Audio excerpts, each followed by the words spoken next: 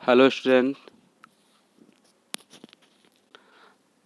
आपका स्वागत है रमन्स ग्रुप ऑफ लॉ स्टडी। मैं एडवोकेट आशीष रमन। आज मैं आपको भारतीय साक्ष्य अधिनियम के चैप्टर नंबर 2 तथ्यों की सुसंगति के बारे में एमसीक्यू पे विचार करेंगे आज, जो कि ये प्रीवियस एग्ज़ाम पेपर 2013 में आ चुका है। Bihar judicial service, UP PCS J में भी ये आ चुका है। तो इन सभी प्रीवियस ईयर के क्वेश्चन को आज हम रिवीजन करने जा रहे हैं। तो धारा 5 to 55 देखना चाहेंगे हम लोग। तो फर्स्ट क्वेश्चन यहाँ पे है हमारे सामने, भारतीय साक्ष्य अधिनियम की निम्नलिखित में से किस उपबंध में किसी सन व्यवहार का भाग बनना शब्दों के प्रयोग में हुआ है। सन व्यवहार यानी सेम ट्रांजेक्शन। ये चैप्टर 6 बताता है रेस जस्टा के बारे में, यानी समान ट्रांजेक्शन के बारे में, सम व्यवहार के बारे में बताता है यहाँ पे। ठीक है। धारा 5 यहाँ पे रेलिवेंसी ऑफ फैक्ट और relevancy of fact and issue के बारे में बताता है। धारा 11 जो है आपको यहाँ पे प्ली ऑफ एलिबाई के बारे में बताया जाता है। और धारा 12 जो है किसी भी नुकसान के हर्जाने के लिए इस धारा को हम लोग यूज में करते हैं। ये धारा सिविल संहिता में इसका यूज होता है। तो धारा नंबर 6 जो है सम व्यवहार के बारे में बताया जाता है। ठीक है, जिसका ऑप्शन जो है ऑप्शन नंबर बी बिल्कुल सही है। यहाँ पे इसको हम सही कर देते हैं। ठीक है। तो इसकी एक्सप्रेशन एक साक्ष्य अधिनियम की धारा 6 के अनुसार जो तथ्य विवादक ना होते हुए भी, यानी फैक्ट एंड इश्यू ना होते भी, है ना, वो सशक्त हैं। मतलब कि वो सेम ट्रांजेक्शन के तहत आते हैं, वे एक ही सम व्यवहार के भाग होते हैं, चाहे वे उस समय स्थान या विभिन्न समय पर हो या न हो। इसका कहने पर तो एक चलते हैं, अगर कोई कांड कलकत्ता में हुआ और कांड करने वाला व्यक्ति बोला जाता है कि वो कलकत्ता में उस समय नहीं था, वो उसके पास के किसी शहर में था, तो यहाँ पे वो सेम ट्रांजेक्शन में माना जाएगा दोस्तों। ठीक है। तो ये धारा 6 बताता है रेस जेस्टा हम लोग बोलते हैं। एक क्वेश्चन है दोस्तों यहाँ पे जिसमें केस स्टडी किया गया है। दूध पांडे बनाम उत्तर प्रदेश राज्य का ये वाद है जो किससे संबंधित है। रेजेस्टा जो कि सेक्शन 6 को दर्शाता है। अनियंत उपस्थित रहने से ये एलिबाई हो गया। स्वीकृति जो कि स्टेटमेंट के बारे में बताया जाता है। एडमिशन के बारे में बताया जो चैप्टर 17 में है उसका डिफिनेशन, और चैप्टर 18 में इसका सेक्शन 17 में डिफिनेशन है और सेक्शन 18 में इसकी एक्सप्लेनेशन है। और सह अपराधी से यानी को अक्यूज जो कन्फेशन देता है दोस्तों, वो सेक्शन 30 में इसको व्याख्या की गई है। तो इसका जो आंसर है प्ली ऑफ एलिबाई, अनियस्त उपस्थित रहने से के बाद से ये का बाद से संबंधित है। इसका आंसर जो हो जाएगा दोस्तों यहाँ पे ऑप्शन नंबर बी। हम नेक्स्ट क्वेश्चन में चलते हैं दोस्तों। अब है दोस्तों जो दूध पांडे बनाम यूपी ऑल इंडिया रैंक 1981 अधिनिर्धारित किया है कि अनियस्त उपस्थित होने का अभिवचन केवल तभी स्वीकार किया जा सकता है। यह स्पष्ट किया गया कि अभियुक्त के लिए यह असंभव था कि उसने अभिकथित स्थान पर प्रश्नगत अपराध किया है। यानी वो कोई ऐसा डॉक्यूमेंट प्रोड्यूस करेगा जो कि उसे वो साबित करने के लिए कि जिस समय वो कांड हुआ था, जिस समय पे जिस जगह पे हुआ था, वो उस समय वहाँ पे मौजूद नहीं था, वो किसी और शहर में था। तो उसका साबित करने के लिए ये वो ऐसा न्यायालय में तथ्य को सुसंगत करने के लिए एक ऐसा डॉक्यूमेंट देगा जो उसे ग्राह्यता माना जाएगा। तो ये प्ली ऑफ एलिबाई है दोस्तों कहलाता है। साक्ष्य अधिनियम की धारा 7 किसको सम्मिलित नहीं करती है। याद रखिएगा दोस्तों, इसका शॉर्ट टर्म है। ठीक है ना, occasion, cause and effect. OCE, occasion, cause and effect. Occasion का मीन्स होता है दोस्तों अवसर, कॉज यानी कोई भी हेतु, और इफेक्ट दोस्तों यानी परिणाम। तो किसको सम्मिलित नहीं करती है? ऑप्शन ए में अवसर है जो कि सम्मिलित है। बी जो कारण जिसको बोलते हैं हम लोग कॉज, कारण, वो भी यहाँ पे सम्मिलित है। ऑप्शन नंबर सी प्रयोजन, प्रयोजन जो दोस्तों चैप्टर 7 में नहीं डील की गई है। तो ऑप्शन नंबर सी आपका यहाँ पे आंसर सही होगा। हम लोग नेक्स्ट चलते हैं। इसकी व्याख्या के साथ मैंने आपको डिफिनेशन सॉल्व कर दी। अनियत होने का बचाव शामिल होता है। इसकी व्याख्या करने की जरूरत नहीं दोस्तों, आप मैं इसे पिछले क्वेश्चन में कर चुका हूँ। प्ली ऑफ एलिवाई अनियत होने के बचाव से शामिल होता है। एक यहाँ पे केस है लिया हुआ, इलस्ट्रेशन है दोस्तों, स्टेशन को हम समझेंगे। एक्स बाई के विरुद्ध नुकसान के लिए, एक्स जो है बाई के विरुद्ध नुकसान के लिए बाई के कुत्ते द्वारा जिसका हिंसक होना बाई जानता था, अब बात लाता है यह तथ्य कि पूर्व में भी बाई के कुत्ते ने ABC को काटा था। यहाँ पे तथ्य सुसंगत है, असंगत है, अग्राह्य है या अविश्वसनीय है। यहाँ पे दोस्तों देखा जाए कि जब भी आप केस लाते हो तो अगर उस कुत्ते ने अगर पहले किसी की नहीं काटा है ना, तो ये ग्राह्यता हो सकती है, असंगत होगी लेकिन ग्राह्यता होगी। लेकिन जब ये दोस्त देख रहे हैं कि बाई के कुत्ते ने ऑलरेडी 3 लोगों को काट चुका है, तो ये तथ्य जो है यहाँ पे सुसंगत भी होगी और ग्राह्यता भी मानी जाती है। तो यहाँ पे जो आंसर ऑप्शन नंबर जो आपका है दोस्तों, ऑप्शन नंबर ए, ठीक है। तो आप इसको सुसंगत बना सकते हैं जो सेक्शन 14 में यहाँ पर निर्दिष्ट किया गया है।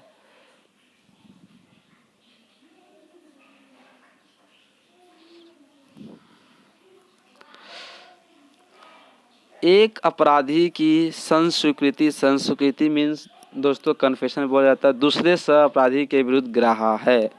जब भी कोई अक्यूज अपने सह अक्यूज के प्रति कोई कन्फेशन देता है ना, पुलिस अधिकारी के सामने या फिर वो न्यायालय के समक्ष, वो ग्राह्यता मानी जाती है और ये तथ्य सुसंगत कहलाते हैं, ठीक है।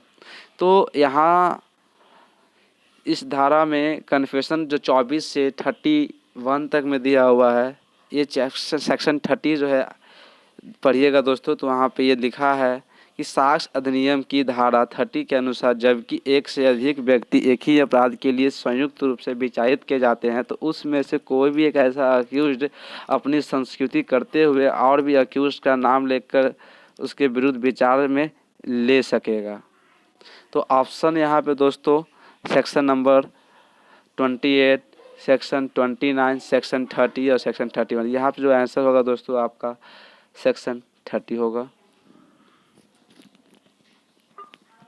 एक अभियुक्त की संस्वीकृति सह अभियुक्त के विरुद्ध ग्राह्य योग्य है, साक्ष्य है।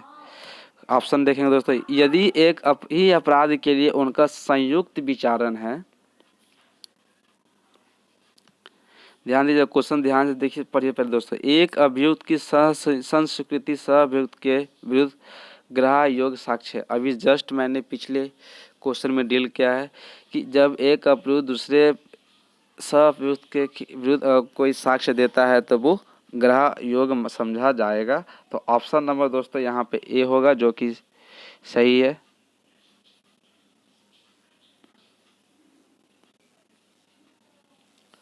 मृत्युकालीन घोषणा ग्राह्य होने के लिए, यहाँ डाइंग डिक्लेरेशन का नाम सुना होगा दोस्तों आपने, सेक्शन 32 का फर्स्ट में ये डील किया गया है कि ये किसके सामने दिया जा सकता है।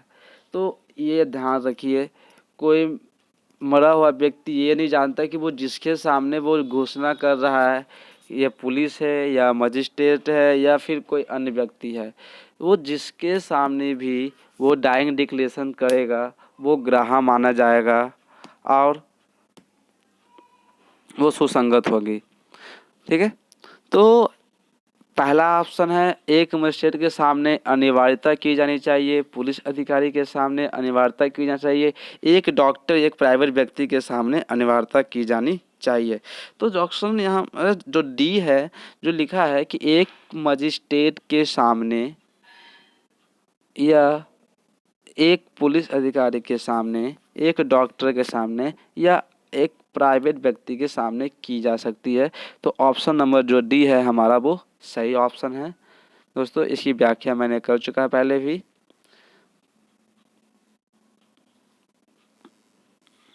हम लोग आगे चलते हैं दोस्तों, यहाँ पे देखते हैं प्रश्न यह है कि क्या ए के साथ बलात्संग किया गया है, यानी बलात्संग यहाँ पे रेप की बात की जा रही है। दोस्तों हिंदी है, थोड़ा सा डिफ़िकल्ट तो है, इसलिए मैं बता रहा हूँ कि दोनों लैंग्वेज के स्टूडेंट के लिए बहुत ही फ़ायदेमंद होगा, जिसे मैं बता रहा हूँ। हिंदी के साथ साथ लोगों को इंग्लिश में भी उसकी मीनिंग बता रहा हूँ, तो आप लोग कॉपरेट कीजिएगा, ठीक है। ए के साथ बलात्संग किया गया है एवं उसकी हत्या की गई। यह तथ्य कि उसने परिवाद किए बिना कहा कि मेरे साथ बलात्संग किया गया है। यहाँ पे देखा जाए दोस्तों, जिसकी रेप हुई है, अगर वो व्यक्ति की हत्या हो चुकी है, तो यहाँ पे जो तथ्य कह रहा है कि उसने बिना परिवाद किए हुए कहा कि मेरे साथ बलात्संग किया गया था, तो जिस समय उसकी रेप हुई थी उसी समय उसकी हत्या भी हुई। तो ऑप्शन यहाँ पे आचरण के रूप में सुसंगत होगा, सावरवान के साक्ष्य के रूप में सुसंगत होगा, द्वितीयक साक्ष्य के रूप में सुसंगत होगा। द्वितीयक साक्ष्य दोस्तों हम लोग डॉक्यूमेंट्री क्या दो तरह के साक्ष्य होते हैं, एक प्राइमरी या एक डॉक्यूमेंट, एक सेकेंडरी होते हैं दोस्तों। ये ऑप्शन तो बिल्कुल नहीं हो सकता है। ऑप्शन नंबर डी देखते हैं, साक्ष्य अधिनियम की धारा 32(1) या धारा 157 के अंतर्गत सुसंगत हो सकता है, क्योंकि जो भी व्यक्ति मरने के पहले है ना अपना कथन किसी के सामने देता है तो वो सुसंगत कहलाती है।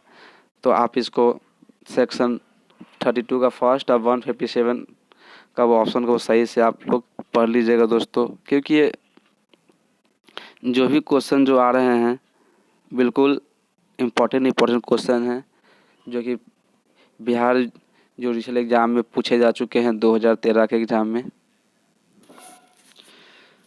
निम्नलिखित मामले में से किसमें सर्वोच्च न्यायालय द्वारा यह कहा गया कि डॉग ट्रैकिंग की साक्ष्य ग्राह्य योग्य होने पर भी सामान्यतः अधिक महत्व का नहीं है।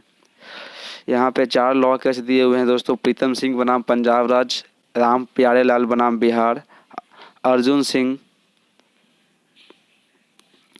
बनाम हाजरा सिंह, अब्दुल रजाक बनाम महाराष्ट्र राज्य। सेक्शन 3 यहाँ पे देखेंगे, और अब्दुल रजाक बनाम में जो 1969 में बॉम्बे हाई कोर्ट में ये निर्णित किया गया था कि तथ्य किसी की खोज कर सकने वाले कुत्ते में पाया जा सकता है। जो तथ्य जो है कुत्ते द्वारा जो खोजा गया है, हाँ, वो अधिक महत्व रख सकती है, अब वो सुसंगत भी होगी।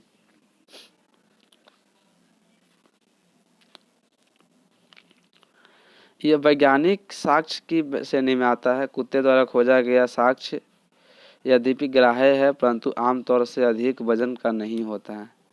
ग्राह्य है लेकिन आमतौर पर इसे अधिक वजन का नहीं समझा जाता है। इसमें देखिएगा व्याख्या कुछ लिखा हुआ है, हस्तलेख हस्ताक्षर सिद्ध करने के लिए। इसका देखते हैं क्वेश्चन, किसी विवादित हस्तलेख को सिद्ध किया जा सकता है, मतलब कोई भी हस्तलिखित हैंडराइटिंग को सिद्ध किया जा सकता है किसके द्वारा, ठीक है। तो उसको बनाने के लिए किसी को भी एक्सपर्ट को बुला सकते हैं। वैसे एक्सपर्ट व्यक्ति को बुला सकते हैं जो उस हाथ से लिखे हुए को पहचानता है कि हाँ ये जो लिखा है उसके सामने लिखी गई है, तो बता सकता है। स्वीकृत एवं विवादित हस्तलेखों की तुलना करके पहले से जो व्यक्ति अपना किसी तरह का नोट्स लिखा हो और उस वही नोट्स को अगर दोनों को अगर तुलना करके भी किया जा सकता है, तो यहाँ पे उपयुक्त में दोस्तों देखेंगे कि उपयुक्त सभी ऑप्शन नंबर यहाँ पे सही होंगे।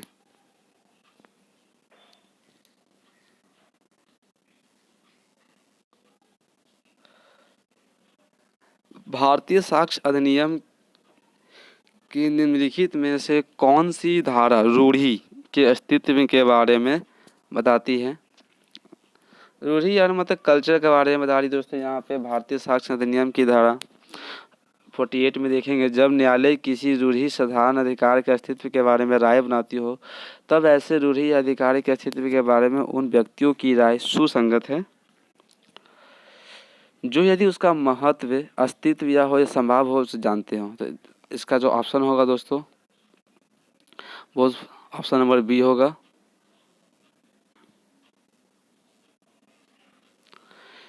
वीडियो हमारा यहीं पे समाप्त होता है दोस्तों। जो चैप्टर 2 को मैंने आज एक्सप्लेन कर चुका हूँ। आप इस वीडियो को लाइक करें, सब्सक्राइब करें और मैं ऐसे ही वीडियो आपके सामने हिंदी के साथ साथ इंग्लिश भी वीडियो में अपलोड करूँगा। और आप सब्सक्राइब करना, शेयर करना ना भूलें दोस्तों। इसके लिए बहुत बहुत धन्यवाद।